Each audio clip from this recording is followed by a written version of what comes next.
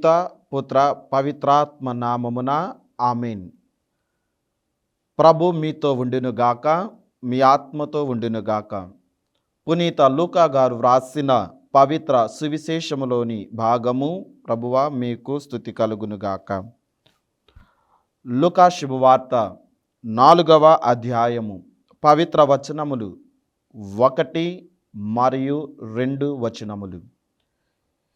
యేసు పవిత్రాత్మతో పరిపూర్ణుడై యోర్దాను నుండి తిరిగి వచ్చి ఆత్మ ప్రేరణ వలన ఎడారి ప్రదేశమునకు నడిపింపబడెను. అచ్చట 40 దినములు సైతానుచే శోధింపబడును. ఆ దినములలో ఆయన ఏమీయూ తినలేదు. ఆ దినములు గడిచిన అనంతరం ఆకలి కొనెను. ఇది క్రీస్తు సువిశేషము. క్రీస్తువా మీకు స్తుతి కలుగునుగాక. క్రీస్తునాథుని యందు ప్రియ సహోదరి సహోదరులారా, దేవుని ప్రియమైన బిడ్డలారా, అందరూ బాగున్నారు అని అనుకుంటూ ఉన్నాం. దేవుడు మీ అందరినీ కూడా దీవించాలని, ముఖ్యముగా క్రీస్తు సందేశము అనే ఈ యొక్క కార్యక్రమం ద్వారా దివ్యవాణి ప్రేక్షకులందరికీ కూడా దేవుని శుభ ఆశీస్సులు, దేవుని దీవెనలు అందజేస్తూ ఉన్నాం. ముఖ్యంగా ప్రియ సహోదరి సహోదరులారా, తపస్కాలములో 40 రోజుల దీక్షను చేపడుతూ ప్రత్యేకముగా ఈ 40 రోజులు ప్రత్యేకముగా మనము ఎంతో నిష్టగా, ఎంతో ఆత్మీయముగా, ఎంతో దీక్షగా, ఎంతో పట్టుదలతో ఉపవాసము, ప్రార్థనలు, దాన ధర్మ క్రియలు చేస్తూ ఈ 40 రోజులను కూడా మనము ఎంతో ఆత్మీయముగా పాల్గొంటూ ఈ 40 రోజులు కూడా మన ఆత్మీయ జీవితమును కొనసాగిస్తూ ఉంటాం. ప్రియ సహోదరి సహోదరులారా, ఎందుకు ఈ 40 రోజులను తల్లి శ్రీ సభ మనకు అందిస్తూ ఉంది? ముఖ్యముగా ఈ తపస్కాలములో 40 రోజులను మాత్రమే ఎందుకు ఇస్తుంది? ఇంకా ఎక్కువ రోజులు ఇవ్వవచ్చు కదా, లేదా ఇంకా తక్కువ రోజులు ఇవ్వవచ్చు కదా. ఎందుకు కేవలం ఈ 40 రోజులు? 40 అనే అంకెకు అంత ప్రాముఖ్యత ఉంది. ఈరోజు మనం ధ్యానించే అంశము కూడా ఇదే ప్రియ విశ్వాసులారా, 40 రోజుల తపస్కాలము. ప్రియ విశ్వాసులారా, దాదాపు ఈ 40 అనే సంఖ్యను లేదా ఈ 40 అనే పదాన్ని పరిశుద్ధ గ్రంథములో దాదాపు 149 సార్లు రాయటం జరుగుతూ ఉంది. మరి ప్రియ విశ్వాసులారా, ఈ 40 రోజులను కూడా ఒక పరీక్ష కాలము.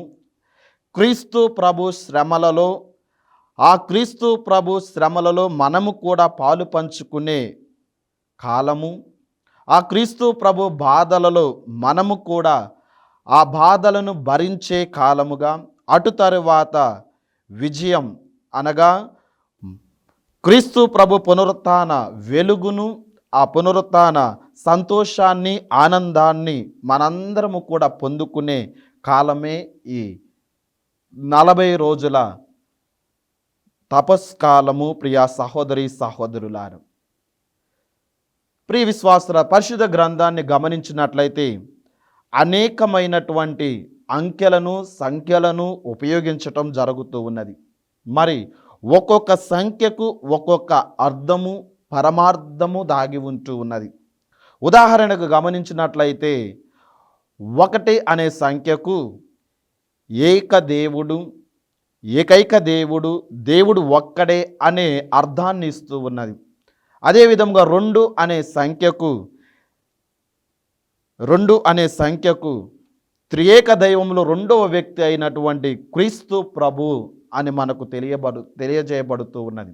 అదేవిధముగా 3 అనే సంఖ్యకు త్రియేక సర్వేశ్వరుడు, త్రియేక దేవుడు అనే అర్థాన్ని మనం చూస్తూ ఉన్నాం. అలాగనే 7 అనే సంఖ్యకు పరిపూర్ణత, సంపూర్ణత అనే అర్థాన్ని మనము చూస్తూ ఉన్నాం. అలాగనే 12 అనే అక్షరానికి, సంఖ్యకు 12 గోత్రాలు అని, 12 మంది శిష్యులు అని ఈ విధముగా అర్థాలు ఉంటూ ఉన్నాయి. అలాగనే 40 అనే సంఖ్యకు కూడా దేవుని వాగ్దానము నెరవేరే కాలము అని చెప్పి, మరియు ఈ యొక్క 40 అనే సంఖ్య పరిశుద్ధ గ్రంథములో అనేక సార్లు అనేక విధాలుగా మనకు కనబడుతూ ఉన్నది. అందుకే తల్లి శ్రీ సభ ఈ 40 దినాలను చాలా పవిత్రమైన దినాలుగా, చాలా ఉన్నతమైనటువంటి దీవెనకరమైనటువంటి దినాలుగా, రోజులుగా మనకు ఇస్తూ ఉంది ప్రియ విశ్వాసులు. అందుకే తల్లి శ్రీ సభ పరిశుద్ధ గ్రంథాన్ని ఆధారముగా చేసుకొని ఈ 40 రోజులను తపస్కాల దినాలుగాను, ఈ యొక్క 40 రోజులను ఉపవాస దినాలుగాను ప్రకటిస్తూ, మరీ ముఖ్యముగా క్రీస్తు ప్రభువు శ్రమలలో పాలు పంచుకుంటూ, ఆయన శ్రమల ద్వారా నీవు నేను కూడా, ఆయన మరణము ద్వారా నీవు నేను కూడా, ఆయన పునరుత్థానము ద్వారా నీవు నేను కూడా అనేకమైనటువంటి మేలులు, రక్షణ పొందుతూ ఉన్నాము అని తల్లి శ్రీ సభ మనకు తెలియజేస్తూ ఉంది, జ్ఞాపకం చేస్తూ ఉంది ప్రియ సహోదరి సహోదరులారా. అందుకే ఈరోజు చదవబడినటువంటి లూకా శుభవార్తలో కూడా ఈ 4వ అధ్యాయము 1వ వచనము మరియు 2వ వచనములో కూడా మనం చూస్తూ ఉన్నాం. ఏమని చదువుతూ ఉన్నాం వాక్యం? యేసు ప్రభు పవిత్రాత్మతో పరిపూర్ణుడై యోర్దాను నుండి తిరిగి వచ్చి ఆత్మ ప్రేరణ వలన ఎడారి ప్రదేశమునకు నడిపింపబడుతూ ఉన్నాడు. ప్రియ విశ్వాసులారా, ఎందుకు ఎడారి ప్రాంతం అంటే, ఆ ఎడారి ప్రాంతములో ఎవరు ఉండరు, ప్రశాంతముగా ఉంటూ ఒక్కరే ఉంటూ ఉంటారు. అలాగనే నీవు నేను కూడా ఈ 40 రోజులు ఏకాంతముగా గడుపుతూ ఉండాలి. ఎవరో చూస్తూ ఉన్నారని కాదు, లేదా ఎవరో గమనిస్తూ ఉన్నారని కాదు. నీవు నేను కూడా దీవించబడాలి, రక్షించబడాలి, ఆయన శ్రమలలో పాలు పంచుకోవాలి అంటే ఇదిగో యేసు ప్రభు ఏ విధముగానైతే ఏకాంతముగా ఆత్మ ప్రేరణ ద్వారా నడిపింపబడుతూ ఉన్నాడో, నీవు నేను కూడా ఆత్మ ప్రేరణతో ఈ 40 రోజులు నింపబడాలి, నడిపింపబడాలి ప్రియ సహోదరి సహోదరుల. అందుకే ఇంకా 2వ వచనములో అచ్చట 40 దినములు, 1 కాదు 2 కాదు 40 రోజులు ఆయన సైతానుచే శోధింపబడుతూ ఉన్నాడు ప్రియ విశ్వాసులారా. మరి ఆ దినములలో ఆయన ఏమీ కూడా తినలేదు అని వాక్యము కూడా మనకు తెలియజేస్తూ ఉంది. మరి ప్రియ సహోదరి సహోదరులారా, అదే విధముగా ఈ 40 రోజులు ఉపవాసము ప్రార్థనలు చేసి, మరీ ముఖ్యముగా ఈ పశ్చాత్తాపపడి భయభక్తులతో ఆ శ్రమలలో పాలు పంచుకునే వారికి దేవుడు తప్పకుండా పాప క్షమాపణను దయచేస్తూ ఉన్నారు. దేవుడు తప్పకుండా వారికి రక్షణ దయచేస్తూ ఉన్నారు. మరి పరిశుద్ధ గ్రంథాన్ని గమనించినట్లయితే ప్రియ విశ్వాసులారా, 40 అనే అంకెకి ఉన్నటువంటి ప్రాముఖ్యతను, 40కి ఉన్నటువంటి అనేకమైనటువంటి అర్థాలను మనము కొద్దిగా ధ్యానము చేద్దాం. ముందుగా పాత నిబంధన నోవా కాలాన్ని గమనించినట్లయితే మనము ఆది కాండము 7వ అధ్యాయము 17వ వచనములో వాక్యాన్ని చదువుతూ ఉన్నాం. ఏమని చదువుతూ ఉన్నాం వాక్యాన్ని? అక్కడ భూమి మీద 40 రోజుల పాటు జలప్రళయము జరుగుతూ ఉన్నది, జలప్రళయము సంభవించెను. చూడండి ప్రియులారా, ఆది కాండము 7వ అధ్యాయం 17వ వచనములో భూమి మీద 40 రోజుల పాటు ఆగకుండా 40 రోజుల పాటు జలప్రళయము, ఆ జలప్రళయము సంభవిస్తూ ఉన్నది. మరి అదే విధముగా 40 రోజులు కూడా ఆ వర్షధారలు జలము ద్వారా ఆ ప్రాంతమంతా కూడా కుమ్మరించబడుతూ ఉన్నది. మరి నీవు నేను కూడా ఈ 40 రోజుల తపస్కాలములో దేవుని దీవెనలు ఆ విధముగా పొందుకోవాలి. దేవుని మహాకృప వరాలు ఆ విధముగా మనపై, మన కుటుంబాలపై, ఈ యొక్క వాక్యాన్ని వింటూ ఉన్న మనందరిపైన కూడా, ముఖ్యముగా ఈ దివ్యవాణి క్రీస్తు సందేశాన్ని ఆలకిస్తూ ఉన్నటువంటి విశ్వాసులందరిపైన కూడా దీవెనలు కుమ్మరింపబడుతూ ఉన్నాయి. మరి ప్రియ విశ్వాసులారా, నోవా ఆ ప్రాంత ప్రజలందరిలో కంటే కూడా దేవునికి అతి దగ్గరగా, దేవునితో సహవాసము చేసినటువంటి నీతిమంతుడు, న్యాయమంతుడు అని వాక్యము మనకు తెలియజేస్తూ ఉంది.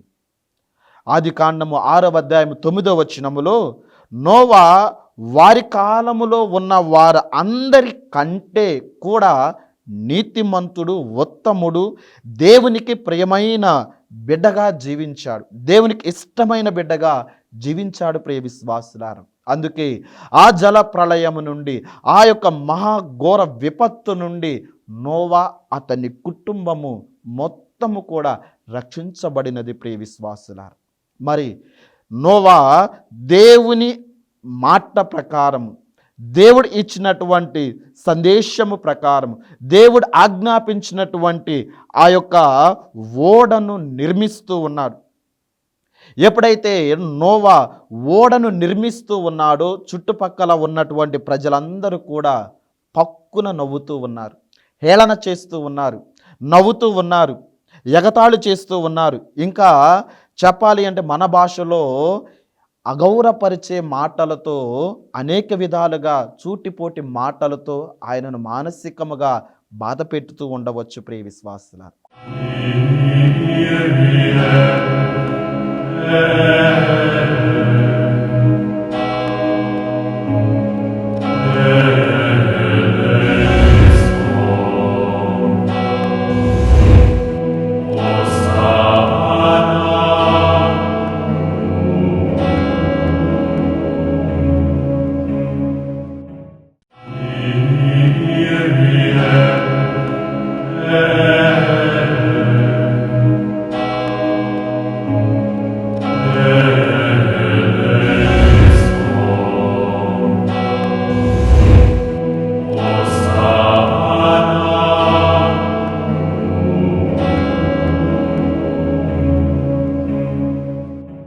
నోవా మాత్రము ఎవరు ఎన్ని విధాలుగా మాట్లాడినా, ఈ నలుగురు 4 రకాలుగా హేళన చేసినా కానీ ఆయన మాత్రము దేవుని మాటకు లోబడి జీవించాడు. నోవా మాత్రము వారి పలికినటువంటి ఏ పలుకులకి కూడా స్పందించలేదు, దేవుని వాక్కుకు మాత్రమే స్పందించాడు. ప్రియ సహోదరి సహోదరులారా, అందుకే నోవా అతని కుటుంబము ఆ 40 రోజుల పాటు కురిచినటువంటి ఆ జల ప్రళయములో ఆయన ఇరుక్కుపోకుండా ఆ ఓడ ద్వారా రక్షించబడుతూ ఉన్నాడు. దేవుడు ఆ కుటుంబాన్ని దీవించుతూ ఉన్నాడు. ప్రియ సహోదరి సహోదరులారా, మరి మనం కూడా ఈ తపస్కాలములో ఈ 40 రోజులు కూడా ఎంతో పట్టుదలతో, విశ్వాసముతో, ఎంతో ఆశతో, ఎంతో ఉత్సాహముతో ఈ 40 రోజులను భయభక్తులతో, దీక్షలతో చేపడుతూ ఉంటాం, ప్రారంభిస్తూ ఉంటాం. పరిశుద్ధ గ్రంథాన్ని చేత పట్టుకొని దేవుని వాక్కును ఆలకిస్తూ, జపమాలను జపిస్తూ, ఈ యొక్క వస్త్రాలను ధరిస్తూ, చెప్పులు లేకుండా ఈ 40 రోజులు కూడా మనం ఎంతో నిష్టగా ఈ దీక్షను చేపడుతూ ఉంటాం. ఈ 40 రోజులు కూడా ప్రియ విశ్వాసులారా, అటువంటి జీవితాన్ని, ఆత్మీయ జీవితాన్ని ప్రారంభిస్తూ జీవిస్తూ ఉన్నప్పుడు నలుగురు 4 విధాలుగా మనలతో మాట్లాడుతూ ఉంటారు, హేళన చేస్తూ ఉంటారు, అవహేళన చేస్తూ ఉంటారు. ఇంకా చెప్పాలి అంటే ఇదిగో చూడండి, బుద్ధిమంతులు, విశ్వాసులు వస్తూ ఉన్నారు, నడుచుకుంటూ వెళుతూ ఉన్నారు, ఎక్కడ లేని విశ్వాసం వీరికి వచ్చింది అని అనేక విధాలుగా ఎగతాళి చేస్తూ ఉంటారు. ప్రియ విశ్వాసులారా, ఏ విధముగానైతే నోవాను అన్నారు, ఆ విధముగానే మనలను కూడా ఈ దీక్షా కాలములో ఈ 40 రోజులు అనేక సార్లు అనేక మంది అంటూ ఉంటారు. ప్రియ విశ్వాసులారా, వాటికేటికి కూడా నువ్వు లొంగిపోకుండా, వాటికేటికి కూడా నువ్వు స్పందించకుండా, కేవలం దేవుని వాక్కుకు, కేవలం దేవుని యొక్క సందేశం ఆలకిస్తూ నీవు ఈ పవిత్ర జీవితాన్ని జీవించాలి. ప్రియ విశ్వాసులారా, నీవు చేసే ఉపవాసం, నువ్వు చేసే ప్రార్థన, నువ్వు చేసే త్యాగ క్రియలు, తపోక్రియలు నీకు, నీ కుటుంబానికి దీవెనకరముగా మారుతూ ఉంటాయి. ఏ విధముగానైతే ఆ నోవా ఆ ఓడను నిర్మిస్తూ దేవుని మాట ప్రకారం జీవించాడో ఆ కుటుంబం దీవించబడింది. అలాగనే మన కుటుంబాలు కూడా నూరంతులుగా దీవించబడతాయి అని ప్రభు మనందరికీ కూడా వాగ్దానం చేస్తూ ఉన్నాడు. ప్రియ సహోదరి సహోదరుడా, ఇక రెండవదిగా నిర్గమాకాండము 24వ అధ్యాయము 18వ వచనములో కూడా మనం చూస్తూ ఉన్నాం. మోషే సినాయి కొండ మీద దేవునితో 40 పగళ్ళు 40 రాత్రులు గడుపుతూ ఉన్నాడు. 40 రాత్రులు 40 పగళ్ళు గడుపుతూ ఉన్నాడు ప్రియులు. ఆ 40 రాత్రులు 40 రోజులు గడిపిన తరువాత ఆయన ముఖము తేజోవంతముగా మారిపోతూ ఉన్నది. ఆయన ముఖము దేదీప్యమానముగా ప్రకాశిస్తూ ఉంది. ప్రియ సహోదరి సహోదరులారా, ఆ 40 రోజులు కూడా మోషే కొండ మీద దేవునితో ఉంటూ ప్రార్థనలో గడుపుతూ, మరి ముఖ్యముగా ఆయన ఉపవాసము చేస్తూ పచ్చి మంచినీళ్ళు కూడా త్రాగకుండా ఆయన నిష్టగా జీవించాడు. ప్రియ విశ్వాసులారా, అందుకే మోషే గొప్ప నాయకుడు. ఆ ఇజ్రాయేల్ ప్రజలందరినీ కూడా ఫరో ఆ ఐగుప్తు బానిసత్వము నుండి విడిపించి ఆ ప్రజలందరినీ కూడా 40 సంవత్సరముల పాటు ఆ ఎడారిలో నడిపిస్తూ వాగ్దాంత భూమికి చేరుస్తూ ఉన్నాడు. ప్రియ విశ్వాసులారా, మరి నీవు నేను కూడా ఈ 40 రోజులు ఏ విధముగానైతే మోషే ఆ సినాయి పర్వతము పైన దేవునితో గడుపుతూ ఉన్నాడు, ప్రార్థన చేస్తూ ఉన్నాడు, ఆయన ముఖము తేజోవంతముగా ప్రకాశిస్తూ ఉన్నదో, నీవు నేను మన కుటుంబాలు కూడా ఈ 40 రోజులు దేవుని దీవెనలో పొందుకోవాలి. ఈ 40 రోజులు దేవునికి అతి దగ్గరగా జీవించాలి. ఈ 40 రోజులు నీవు నేను కూడా ఉపవాసము ఉంటూ ప్రార్థనలు చేస్తూ క్రీస్తు ప్రభు మన కొరకు అనుభవించినటువంటి శ్రమలు కష్టాలు, ఆ శిలువ శ్రమలలో రవ్వంతైనా కానీ పాలు పంచుకోవాలి. ప్రియ సహోదరి సహోదరులారా, అందుకే ఈ తపస్కాల 40 రోజులు ఎంతో పవిత్రమైనటువంటి రోజు, ఎంతో గొప్పగా తల్లి శ్రీ సభ మనకిచ్చినటువంటి పవిత్ర రోజులు. ప్రియ విశ్వాసులారా, ఈ 40 రోజులు కూడా మనము ప్రార్థనలో గడపాలి. ఆ ప్రార్థన ద్వారా పశ్చాత్తాపపడాలి. ఆ యొక్క ఉతాన క్రీస్తు ప్రభు వెలుగులు నీవు నేను పొందుకోవాలి. ఏ విధముగానైతే ఆ మోషే ఆ దేవుని యొక్క దివ్య తేజస్సును పొందుకొని ఆయన ముఖము తేజోవంతముగా దేదీప్యమానముగా వెలిగిపోతూ ఉన్నదో, నీవు నేను కూడా ఈ 40 రోజులు తపోక్రియలు చేసిన తరువాత, ఈ దీక్ష చేపట్టిన తరువాత నీవు నేను కూడా ఆ క్రీస్తు ప్రభు ఉత్థాన వెలుగును పొందుకొని దేదీప్యమానముగా జీవించగలగాలి. ప్రియ సహోదరి సహోదరులారా, ఇక మూడవది రాజుల మొదటి గ్రంథము 19వ అధ్యాయము 8వ వచనములో ఏలియా ప్రవక్త లేచి రొట్టెను తింటూ ఉన్నాడు, నీటిని త్రాగుతూ ఉన్నాడు. ప్రియ విశ్వాసులారా, ఏలియా ప్రవక్త పారిపోతూ ఉన్నాడు, తన ప్రాణాన్ని కాపాడుకోవాలనుకుంటూ ఉన్నాడు. దేవునితో అంటూ ఉన్నాడు, అయ్యా ఇదిగో నేను ఈ జీవితాన్ని జీవించలేకపోయి కష్టాలను భరించలేకపోతూ ఉన్నాను, ఇక చాలు నా ప్రాణమును తీసుకో అని ఒక రేగు చెట్టు కింద పడుకుంటూ నిద్రపోతూ ఉన్నాడు. దేవుడు ఎన్నుకున్నటువంటి ప్రవక్తను వదిలిపెట్టాడు. దేవదూతలను పంపి ప్రియ విశ్వాసులారా అక్కడ పరిచర్యలు చేయిస్తూ ఉన్నాడు. ఆ యొక్క ఏలియా ప్రవక్తకు కాల్చినటువంటి రొట్టెను నీటిని ఇస్తూ ఉన్నాడు, అందిస్తూ ఉన్నాడు, ఏర్పాటు చేస్తూ ఉన్నాడు.